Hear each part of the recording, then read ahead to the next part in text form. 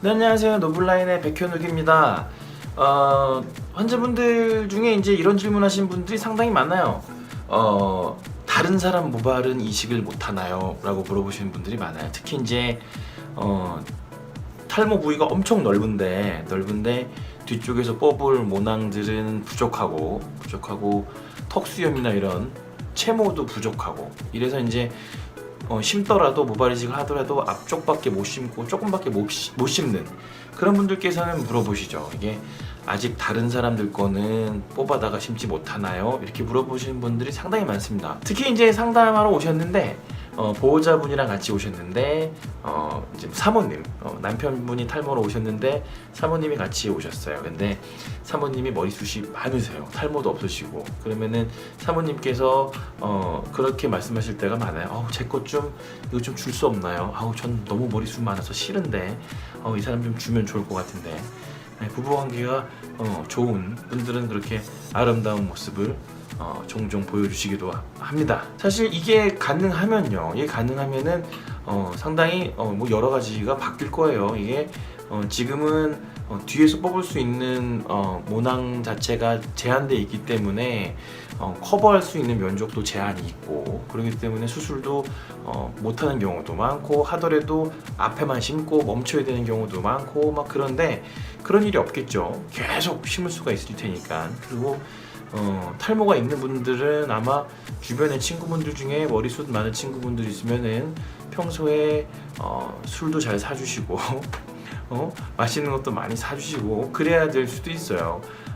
그리고 탈모가 있는 그런 환자분들은 주변 뭐 사모님이나 이런 분들이 머리숱이 많으면은 평소에 엄청 잘해야 될 겁니다. 근데 아직까지 이 모발 이식 다른 사람 타인 모발 이식이 아직은 참 마땅치가 않습니다. 이게 간이나 뭐 콩팥이나 요즘에 뭐 심장도 이식하죠. 심장도 이식하고 뭐 돼지 뭐 심장도 이식하고 살고 막 이렇기도 하는데 왜 모낭은 다른 사람 거를 이식을 못 하느냐 하면요. 우리 몸에는 남의 게 들어오면은 적으로 인식을 하고 그걸 공격해서 죽이려고 하는 시스템이 있어요.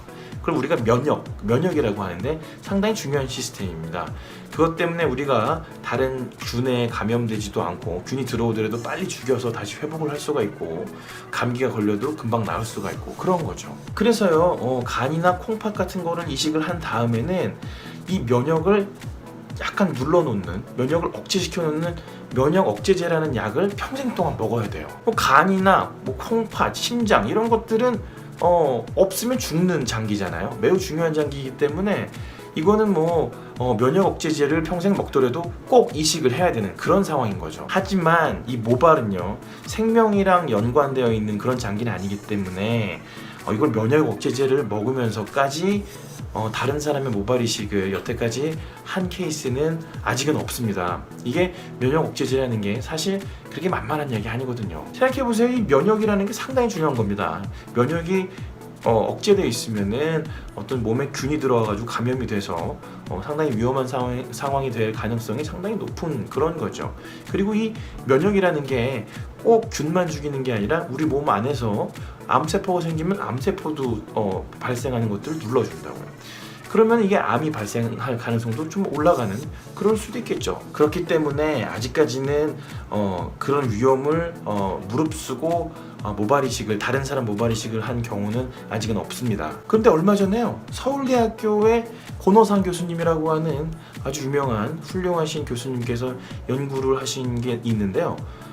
쥐에서 성공을 했어요. 그거를 면역 억제제를 먹이지 않고 이쪽 쥐에 있는 모발을 뽑아다가 이식을 이쪽 다른 쥐에다가 이식을 했는데 면역 거부 반응 없이 잘 살게 할 수 있는 방법을 쥐에서 발견을 하셨어요. 어떻게 했냐면요. 이게 이제 이쪽 쥐에서 모낭을 채취한 다음에 그 모낭들을 자외선으로 어느 정도 처리를 했더니 어떤 면역 거부 반응을 일으키는 어떤 그런 특정 세포들을 죽일 수가 있다는 거죠. 아주 간단한 조치만으로 그 세포들을 죽여서 그래서 그 다음에 다른 쥐에다가 옮겨 놓았더니 면역 억제제를 먹이지 않았는데도 모낭들이 생착이 잘 되었다. 6개월째까지 모발이 잘 자라고 있다라는 거를 연구를 해가지고 논문으로 발표를 하셨더라고요. 그러면은 이제 환자분들께서 이렇게 저한테 요구를 하실 수가 있어요.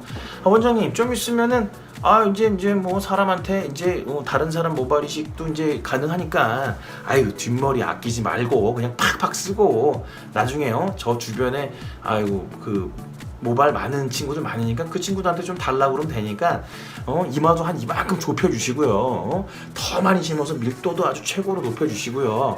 예? 그렇게 될 수 있을까요? 하지만 안타깝게도 아직까지는 저는 그렇게 하지는 않을 것 같아요. 또 다른 모발 이식 하시는 원장님들도 아직도 그렇게 계획을 잡기에는 시기상조다라고 생각하실 가능성이 높습니다. 왜냐하면은 이제 이게 성공한 게 쥐한테만 성공한 거잖아요. 그리고 성공한 이 실험이 하나밖에 없어요. 한 팀에서 한 거고.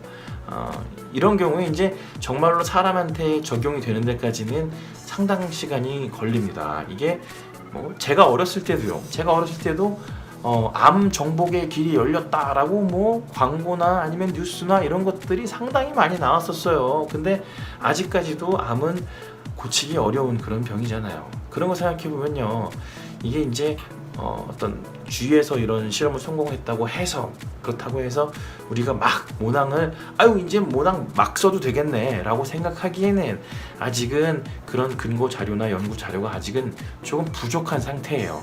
한 팀이 한 번 성공한 거, 주위에서 한 번 성공한 거 가지고 우리들이 어떤 미래 계획을 잡거나 이렇게 하기에는 아직은 근거 자료가 좀 부족한 상태라고 저는 생각을 합니다. 결론적으로 말씀을 드리면요, 타인 모발 이식 아직까지는 쉽지 않다. 이 면역 억제제를 계속 먹어야 된다.